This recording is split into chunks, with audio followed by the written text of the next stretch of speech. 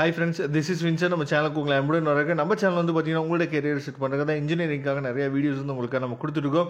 கண்டிப்பாக நம்ம சேனலை ஃபாலோ பண்ணுங்கள். மறக்காமல் உங்கள் ஃப்ரெண்ட்ஸுக்கு மேக்ஸிமம் நம்ம சேனலை பற்றி சொல்லுங்கள். அது மட்டும் இல்லாமல் நம்ம சேனலோட வாட்ஸ்அப் குரூப்பில் கண்டிப்பாக ஜாயின் பண்ணுங்க. வாட்ஸ்அப் குரூப்போட லிங்க் டிஸ்கிரிப்ஷன் பாக்ஸில் இருக்குது. ஓகே ஃப்ரெண்ட்ஸ், அதாவது ஹெரிட்டேஜ் ஆஃப் தமிழில் GE 3152 பேப்பரில் வந்து பார்த்தீங்கன்னா இப்போ தான் நம்ம ஒரு வீடியோ போட்டிருந்தோம். சரியா, ஃபைனல் மீடியம் ரிவிஷனில் அதை நிறைய பேர் கேட்டிருந்தீங்க.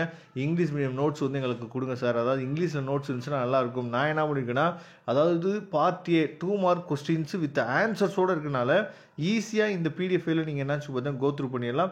கண்டிப்பாக இந்த PDF ஃபைல் மூலிமா நீங்கள் நிறைய விஷயங்கள் தெரிஞ்சுக்கலாம். அதே மாதிரி உங்களோட எக்ஸாமினேஷனுக்கு ரொம்ப ரொம்ப ஹெல்ப்ஃபுல்லாக இருக்கும். சரியா, அதாவது இதில் இருக்க கொஸ்டின்ஸ் எல்லாமே நமக்கு வந்து இங்கிலீஷில் தான் இருக்குது. இருந்தாலும் வந்து பார்த்திங்க அப்படின்னா சில இடத்துல என்ன பண்ணியிருக்காங்கன்னா தமிழ்லையும் என்ன பண்ணியிருப்பாங்க மென்ஷன் பண்ணியிருப்பாங்க. சரியா, ஏன்னா அந்த பிளேஸை நம்மளால் என்ன பண்ண நினச்சி பார்த்தா இங்கிலீஷுக்கு மாற்ற முடியாது. அதனால் இப்போ பாருங்கள், பிறப்புக்கும் எல்லா உயிருக்கும் அப்படிங்கிறது வந்து பார்த்திங்க அப்படின்னா தமிழில் தான் எழுதியிருப்பாங்க. சார் இந்த மாதிரி எழுதலாமா அப்படின்னு சொல்லி கேட்டிங்கன்னா எழுதலாம், எந்த பிரச்சனையும் கிடையாது. சரியா, அதனால் இதையும் நீங்கள் என்ன பண்ணணும் தெரிஞ்சு வச்சுக்கணும். ஏன்னா நமக்கு வந்து திருக்குறளில் போய் நம்ம டைரெக்டாக இங்கிலீஷில் எழுதுறது ரொம்ப கடினமானது. அதனால தான் என்ன பண்ணியிருக்கான்னு சொல்லி பார்த்தீங்கன்னா இந்த மாதிரி தமிழ் எழுதியிருப்பாங்க. அதனால் எந்த பிரச்சனையும் இல்லை. மொத்தம் இதில் வந்து பார்த்திங்க அப்படின்னா யூனிட் வைஸு நிறையா கொஸ்டின்ஸ் வந்து உங்களுக்காக 2 மார்க் கொஸ்டின்ஸ் வந்து கொடுத்துருக்குறோம். சரியா, கண்டிப்பாக இப்போ யூனிட் 1 வந்து பார்த்திங்க அப்படின்னா 15 கொஸ்டின் இருக்குது.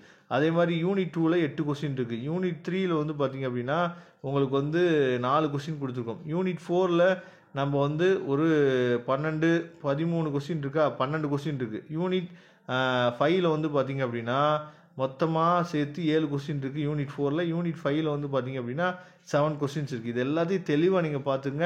இதுவே போதுமானது 2 மார்க்ஸை பொறுத்த வரைக்கும்.